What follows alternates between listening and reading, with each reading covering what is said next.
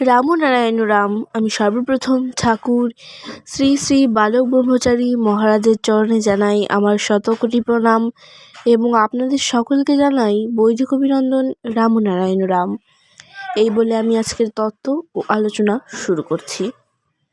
যোগ বিয়োগ পূরণ ভাগ সমগ্র করচাবুক থেকে পার্ট 3। ঠাকুর: হারিয়ে গেলে কি আর বলবে বলো, কি করে আর অঙ্ক কষবে? তোমরা এখন সেই গ্রন্থ খুঁজে বের করো, নিজেকে জানো, খোঁজো, খুঁজতে শুরু করো। সাংবাদিক: আগে কিভাবে খুঁজবো? ঠাকুর: নিজেকে ভালো করে খোঁজো তো, আগে নিজের ভেতরটাই ভালো করে খোঁজো, তাহলেই এই বিরাট সৃষ্টির উদ্দেশ্যটি সহজ হয়ে ধরা দেবে তোমার কাছে। ডুবুরি হয়ে ডুব দাও, গভীরভাবে চিন্তা করো। কিভাবে মাতৃগর্ভে এলে? আসার আগে তুমি কিভাবে ছিলে? তারও আগে কোথায় ছিলে? কোন কোন বস্তুর সংমিশ্রণে, কোন প্রয়োজনে কিভাবে পর পর আসলে, সেগুলো আগে ভালো করে ভেবে নিয়ে বিশ্লেষণের মাধ্যমে 1, 2, 3, 4, 5 ইত্যাদি অঙ্কের সংখ্যা ধরে ধরে চলতে থাকো দেখিনি। তারপরে দেখবে ছন্দ আছে, লয় আছে, দাড়ি আছে, কমা আছে। কোথায় কতটুকু থামতে হবে, কোথায় কতটুকু চলতে হবে, প্রতি মুহূর্তে তার ইঙ্গিত তুমি পাবে। এই যে সতর্ক করে দিচ্ছে, প্রতি মুহূর্তে তোমাকে সাবধান করে দিচ্ছে, সেটাও অঙ্কের মধ্যে পড়ে। যে সাবধান করছে সে যে কত বড় বুঝতার, তোমার বুঝের মধ্যে এখন তাকে বুঝতে পারছো না। কিন্তু ভেবে দেখো তো, সুরটা যেখানে থামে আপনি হাতটা পড়ে কি না? তুমি কিন্তু তোমার হাতটা থামাওনি, সুরই তোমার হাত পা নাড়াচ্ছে। সুর, ছন্দ এবং লয়ে তোমার হাত পা চোখ মাথা শরীর নাড়াচ্ছে। তুমি কিন্তু মনে করো না তুমি নিজের থেকে ইচ্ছে করে কিছু করছো। ইচ্ছে করে তালবিহীন হাত নড়বে না, ইচ্ছে করে ছন্দবিহীন লাফাতে পারবে না। লক্ষ্য করে দেখবে, একজন ভালো তাল দিলে আপনি হাত নড়ে, পা নড়ে, মুখ নড়ে, চোখ নড়ে। নড়ে তো? সাংবাদিক: আগে হ্যাঁ, তা নড়ে। ঠাকুর: সেটা কি তুমি ইচ্ছে করে নাড়াও?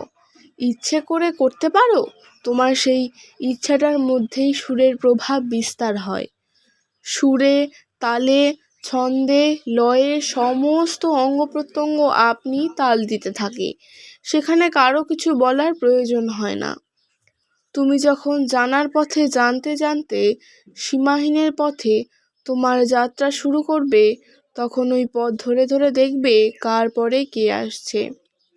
শরীরের অঙ্গ প্রত্যঙ্গগুলো গভীরভাবে পর্যবেক্ষণ করো, কোনটা কোথায় আছে আগে জানো।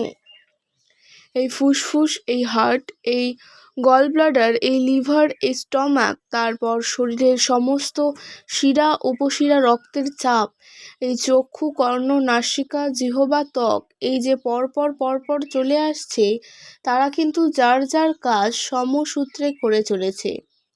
সাম্যবাদ তো তোমরা অন্যত্র দেখতে চাও। এই যে দেহযন্ত্রের মাঝে সমতার সুরে যার যার ব্যক্তিত্ব বজায় রেখে প্রয়োজনবোধে সকলের মাঝে মিলিতভাবে প্রত্যেকের সাথে সহযোগিতায় প্রত্যেকে আপন আপন কাজ করে যাচ্ছে, এই চেতনাকে, চৈতন্যকে সজীব রাখার জন্য এই যে ব্যবস্থা, সাম্যবাদের এমন সুন্দর দৃষ্টান্ত আর কোথাও পাবে তা জানি না। এখানে সবারই সমান দায়িত্ব, সবারই সমান আসন। সেইভাবে গ্রহপুঞ্জের থেকে আরম্ভ করে ক্ষিতি অবতেজ মরুদ্বোম, প্রত্যেকে প্রত্যেকের সাথে যোগাযোগ সূত্রে গাথা। এটাই যোগ। বিয়োগটা যখন হয়, সমসুরেই প্রয়োজন বিয়োগ হয়, আবার প্রয়োজনে পূরণ হয়, ভাগও হয়। এই প্রয়োজনের দিকটা ক্রমশই বৃদ্ধি পেতে থাকলে ঝড়ের বেগে চলতে থাকে ফ্র্যাকশন সমতা রক্ষার জন্য, ওজন ঠিক রাখার জন্য। দেখো না, মৃত্যুটা আছে বলেই পৃথিবী তার ভারসাম্য হারায়নি। তা না হলে উপায় ছিল না একদিকে জন্মের স্রোত, আরেকদিকে মৃত্যুর স্রোত। একটি যোগ আর একটি বিয়োগ, এই যোগ বিয়োগের ধারা আছে বলেই চৌবাচ্চার জল কানায় কানায় ভরা, কমছেও না বাড়ছেও না। চৌবাচ্চার জল ভরছেও আবার ফুটো দিয়ে যতটা প্রয়োজন বেরিয়ে যাচ্ছে। এই জগৎটা সেইভাবেই চলছে। যাক, যে কথা বলছিলাম, এই দেহের মাঝে কিভাবে রক্ত আসে, রক্ত থেকে এই কণিকা, সেই কণিকা কিভাবে বীর্য হয়, কিভাবে চোখে দেখতে পাচ্ছ, কিভাবে কানে শুনতে পাচ্ছ, এ কি কোনোদিন খুঁজে পেয়েছো? সাংবাদিক: আগে না, খুঁজে পাইনি, এমন চিন্তাও আগে করিনি। ঠাকুর: জীবনের অঙ্কে, গণিতের গণনায় সব জানিয়ে দিয়ে যাচ্ছে। ছন্দে লয়ে দেহের মাঝে সব সাড়া দিয়ে চলেছে।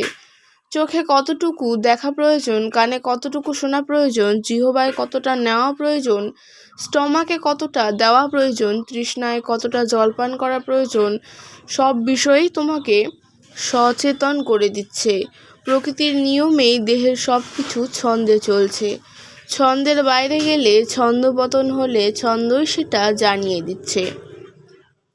আমাদের বুঝতে অসুবিধা কোথায়? বুঝটাও তো ছন্দ ছাড়া নয়। বুঝ, জ্ঞান, বুদ্ধি, বিচার সবই চলছে সেই মাত্রাতেই। এত বড় সজীব গ্রন্থ আমরা প্রত্যেকেই বহন করে চলেছি। ঘড়ির কাঁটা যেমন ধ্বনি দিয়ে যাচ্ছে, আমাদের ভেতরেও সেরকম সংকেত ধ্বনি প্রতি মুহূর্তে আমাদের সজাগ করে দিচ্ছে। সুতরাং অদৃষ্ট বা ভাগ্যের দোহাই দিয়ে চললে চলবে না। মনে করো, তোমার পায়ের তলায় একটি পিঁপড়ে অথবা একটি আরশোলা পিষ্ট হয়ে মারা গেল। এটাকে যদি বলো অদৃষ্টের পরিহাস, তাহলে আমি বলবো কথাটা প্রকারান্তরে ঠিকই বলেছ। অদৃষ্ট অর্থাৎ দৃষ্টির অভাবেই এই পরিহাস।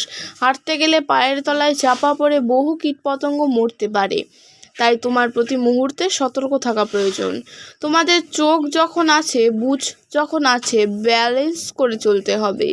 জীবনের পথে কে কতখানি সতর্ক, এখানে প্রতি পদক্ষেপে, প্রতি কার্যে সেটি বুঝতে পারা যাবে।